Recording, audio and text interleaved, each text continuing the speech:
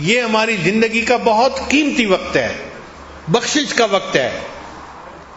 تو اللہ تعالیٰ نے مومنوں کی بخشش کے بہانے بنا دیے، کرنی تھی مغفرت تو بہانے بنا دیے، جنت میں مومنوں کے ٹھکانے بنا دیے.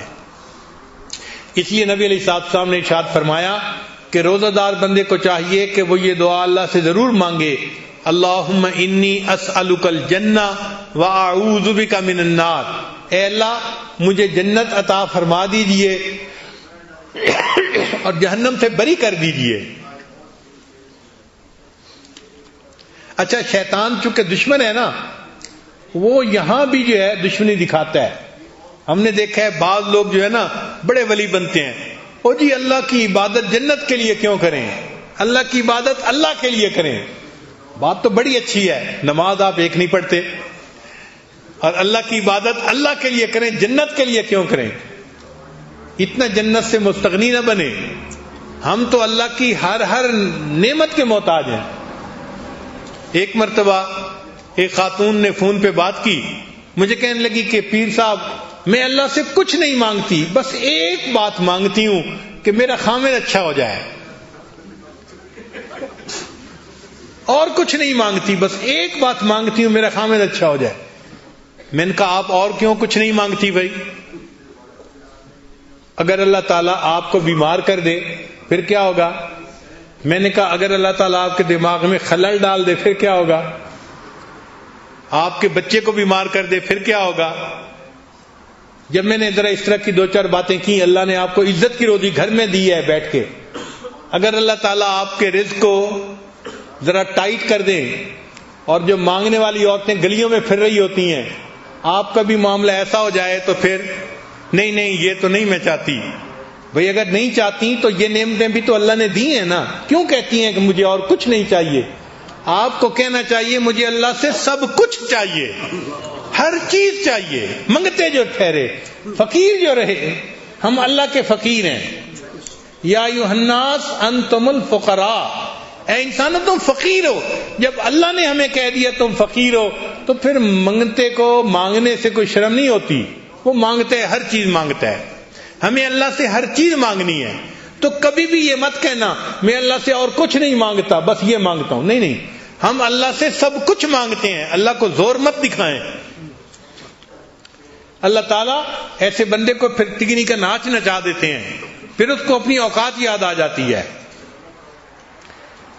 تو اللہ سے مانگیں اور ہر چیز مانگیں، ہر نعمت مانگیں، اور دل کھول کے مانگیں، تھوڑا نہ مانگیں. جب دینے والا اتنا بڑا ہے تو ہم تھوڑا کیوں مانگیں؟ ایک مرتبہ ایک بوڑھا بندہ میرے پاس بیٹھا ہوا تھا، تو یکدم اس نے دعا مانگی، اے اللہ مجھے اتنے خرب ڈالر عطا فرما. ایسے بیٹھے بیٹھے اچانک پتہ نہیں اس کو کیا خیال آیا، اس نے دعا مانگی، اے اللہ مجھے اتنے خرب ڈالر عطا فرما. تو ایک نوجوان بیٹھا ہوا تھا، وہ کہنے لگا اتنے؟ میں نے کہا بھائی آپ سے نہیں مانگے، آپ کیوں پریشان ہو رہے ہیں؟ اللہ سے مانگے ہیں نا تو مانگے، تم کیوں پریشان ہو رہے ہو کہ اتنے ہیں؟ تو جب اللہ سے مانگنے ہیں تو خوب مانگیں، اللہ دیتے ہیں.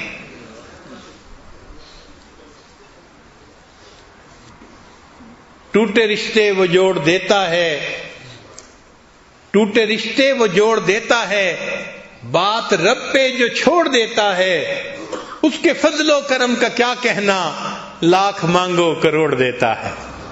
انسان جو مانگتا ہے اللہ اس کی امیدوں سے بڑھ کر اس کو عطا فرماتے ہیں. تو جب اللہ سے مانگنا ہے تو خوب مانگیں، اللہ کی رحمتوں کو دیکھتے ہوئے، اس کے خزانوں کی وسعتوں کو دیکھتے ہوئے مانگیں، اللہ سے جتنا مانگ سکتے ہیں. سچی بات یہ ہے ہماری جھولی چھوٹی ہے، اللہ کے خزانے بہت بڑے ہیں. تو بہرحال یہ عشرہ مانگنے کا عشرہ ہے. تو اللہ تعالیٰ عید کے دن عید کی نماز پڑھ کر جو لوگ کھڑے ہوتے ہیں ان کو فرماتے ہیں کہ قوموا مغفورا لکم، کھڑے ہو جاؤ بخشے بخشائے، ہم نے تمہارے گناہوں کو تمہاری نیکیوں میں تبدیل فرما دیا. تو مومن کے لیے تو یہ زندگی کا بہت قیمتی وقت ہے. لہذا ان مجالس میں بھی آپ بہت شوق ذوق کے ساتھ توجہ کے ساتھ بیٹھیں، اور یہ جو 10 دن کے ایام ہیں ان کے اوقات کو بھی خوب عبادت میں گزاریں، ذکر میں، تلاوت میں، نوافل میں، جتنا عبادت کر سکتے ہیں اتنا کریں، اپنے آپ کو تھکائیں عبادت میں۔ ہم نے چونکہ اس دفعہ یہ فیصلہ کیا کہ جو لوگ پہلی مرتبہ آئے ہیں ان کو مسجد میں ہم سنت اعتکاف بیٹھنے میں ترجیح دیں گے، تو جو پرانے بہت سارے ساتھی تھے وہ تو نفلی اعتکاف میں باہر، اور نئے ساتھی مسجد کے اندر۔ اب نئے ساتھیوں کو ماحول کا اندازہ نہیں ہوتا، باتیں کرنے کی عادت ہوتی ہے تو وہ مسجد میں بھی آ کے بھی اسی طرح باتیں کرتے رہتے ہیں۔ تو بھائی یہ بات ذہن میں رکھیں کہ مسجد کے اندر عام حالات میں بھی دنیا کی باتیں کرنا مکروہ ہے، عام حالات میں، پھر رمضان کا مہینہ اور پھر آخری عشرہ اور پھر اعتکاف کی حالت، اس میں اگر ہم دنیا کی باتیں کریں گے تو پھر سوچو اللہ کو یہ کتنا ناپسندیدہ بات ہوگی۔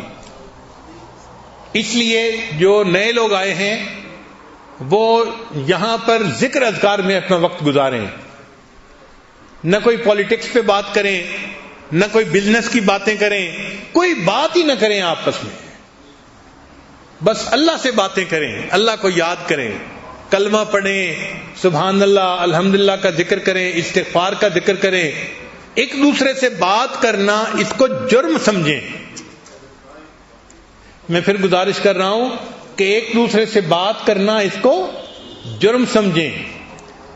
بہت کوئی مجبوری ہو تو آہستہ آواز کے ساتھ بات کر لیں، چونکہ عادت ہی نہ بنی ہوتی۔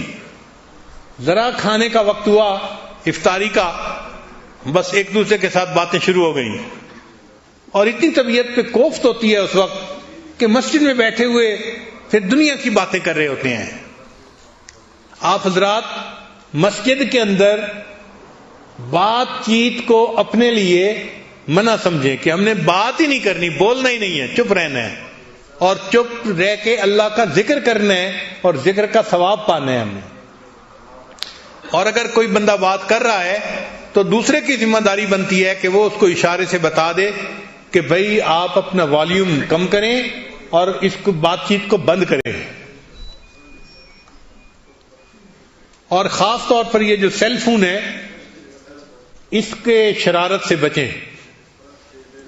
آپ اس کو 10 دن کے لیے فرض کرو بند بھی کر دیں گے تو کیا ہو جائے گا؟ سیل فون کے بند ہونے سے قیامت نہیں آتی ہے، پکی بات ہے۔ جب نہیں تھا اس وقت بھی زندگی گزر رہی تھی، اب بند کر دیں گے تو بھی زندگی گزرے گی، بلکہ اچھی زندگی گزرے گی، تو پرسکون ہو جائیں۔ بعض لوگ کہیں گے ہم جی بیوی بچوں سے دور ہیں، ہمیں رابطہ رکھنا ہے، تو بھائی ٹائم متعین کر لیں اور ان کو کہیں کہ این اس وقت میں آپ کو کال کر لیں یا آپ ان کو کال کر لیں۔ بعض دوستوں کو دیکھا ہے ان کے جو سیل فون کی گھنٹی ہوتی ہے نا، اللہ اکبر، اور اس کو فل والیوم پہ کیا ہوا ہوتا ہے۔ کئی دفعہ ہم نے دیکھا ہے کہ سب سو رہے ہیں، ایک صاحب کا فون بج رہا ہے اور 15 بندے نیند سے اٹھ رہے ہیں۔ یہ گناہ کی بات ہے۔ اپنے سیل فون کو سائلنٹ پہ رکھیں، آپ کے سیل فون کی وجہ سے کسی کی نیند خراب نہ ہو۔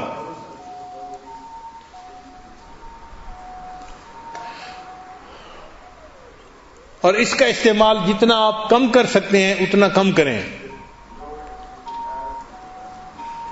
سیل فون کو ڈسکنیکٹ کر لیں اور اپنے دل کو اللہ سے کنیکٹ کر لیں۔ سمجھے نا؟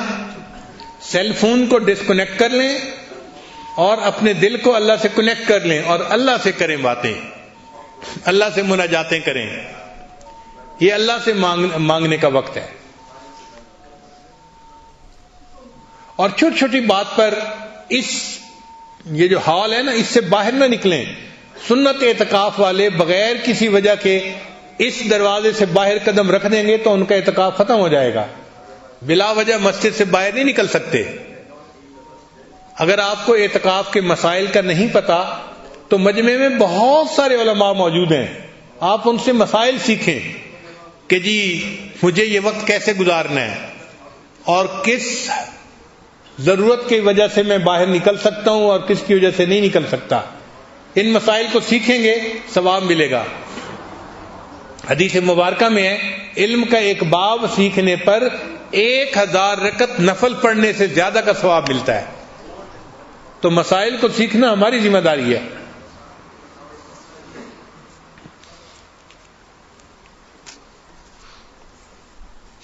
ہمیں یہ چیز بہت بری لگتی ہے کہ ہم اپنے جماعت کے دوستوں کے لیے بار بار سپیکر پہ اعلان کریں.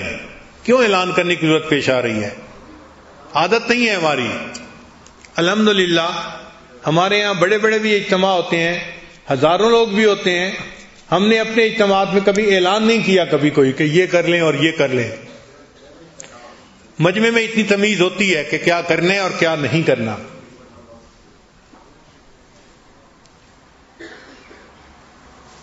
کوشش کریں کہ زیادہ سے زیادہ باوضو رہیں اور مسجد کے اندر تسبیح پڑھیں, تلاوت کریں, اپنا وقت اللہ کی یاد میں گزاریں. یہ محنت کا وقت ہے, کمانے کا وقت ہے. جو جتنا زیادہ محنت کرے گا اور کمائے گا اللہ کا اتنا قرب پائے گا. تو اللہ تعالیٰ نے تو بخشش کے بہانے بنا دیے. اب دیکھیں ہم کتنی کوشش کرتے ہیں اور کتنا اللہ کی رحمت کو اپنی طرف متوجہ کرتے ہیں.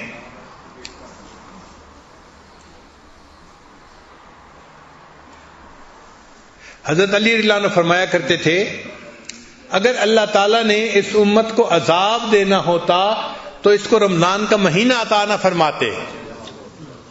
اللہ تعالیٰ نے جو رمضان کا مہینہ عطا کر دیا یہ اس بات کی دلیل ہے کہ اللہ اس امت کو عذاب نہیں دینا چاہتے. اور ہمارے جو اسلاف تھے وہ آپس میں بات چیت کرتے تھے تو کسی کی بزرگی کا اندازہ لگانا ہوتا تھا تو کہتے تھے جی اس نے تو اپنی زندگی کے 60 رمضان گزارے ہیں, 55 رمضان گزارے ہیں, اتنے رمضان گزارے ہیں. یعنی رمضان کا گزارنا ان کے نزدیک کسی کی بزرگی کا ایک معیار ہوا کرتا تھا. ہمیں اللہ نے ایک رمضان اور عطا فرما دیا.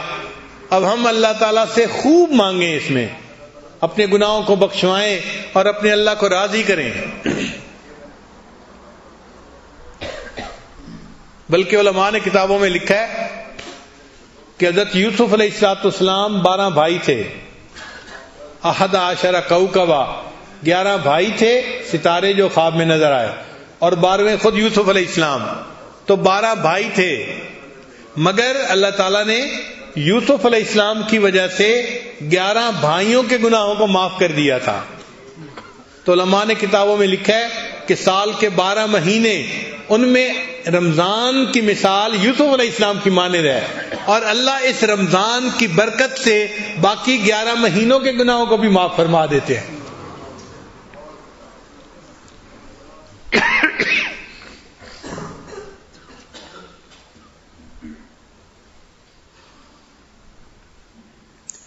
ہم نے دیکھا ہے جب سیزن آتے ہیں نا تو دکاندار لوگ نہ دن میں آرام کرتے ہیں نہ رات میں آرام کرتے ہیں. یہی رمضان کا مہینہ ہے تو ہمارے ملکوں میں جیسے عید قریب آتی ہے نا تو یہ جو منیاری والے ہوتے ہیں سارا دن تو یہ گاہکوں میں مشغول رہتے ہیں, اور جب آدھی رات کو گاہک ختم ہوتے ہیں تو چونکہ بہت سارا مال بک چکا ہوتا ہے وہ منگوا کے لگانا بھی ہوتا ہے. تو اس وقت میں یہ پھر جاگ کے رات کو اپنے سامان کی سیٹنگ کرتے ہیں کہ اگلے دن کے لیے پھر گاہک آئیں گے. نہ دن میں آرام کرتے ہیں نہ رات میں آرام. گھر سے کھانا لے کے جاتے ہیں لیکن کھانے کی بجائے اسی طرح واپس آ جاتا ہے. بھئی آپ نے کھانا کیوں نہیں کھایا؟ او جی کسٹمر زیادہ تھے, بعد میں کھا لیں گے, سیزن ہے. میں نے کہا کہ میں ذرا اس وقت میں اپنے بزنس کا دھیان کر لوں. تو جب سیزن آتا ہے تو لوگ اپنی ضروریات کو کم کر کے اپنے بزنس کے پروفٹ کو زیادہ پانے کی کوشش کرتے ہیں. یہ رمضان مبارک کا مہینہ اللہ نے مومن کا بھی سیزن بنا دیا, نیکیوں کا سیزن. تو بھائی ہم بھی اپنی ضروریات کو کم کر کے جتنا اس میں نیکی کما سکے اتنا کمانے کی کوشش کر لیں. اللہ تعالی ہم کمزوروں پر رحمت کی نظر فرمائے, اور اللہ ہمیں نیکی کا شوق عطا فرمائے, اور اللہ ہمیں معصیت سے خالی زندگی نصیب فرمائے. عورتیں اپنے گھروں میں عبادت میں وقت گزاریں. بعض عورتیں اپنے اپنے گھروں میں اگر اعتکاف بیٹھنا چاہیں تو وہ اعتکاف بیٹھ سکتی ہیں. عورتوں کے اعتکاف میں بیٹھنے کے بھی مسائل ہیں. جو نماز پڑھنے کی ان کی جگہ ہے وہیں پہ اپنا وقت گزاریں, ان کو بھی ثواب ملے گا.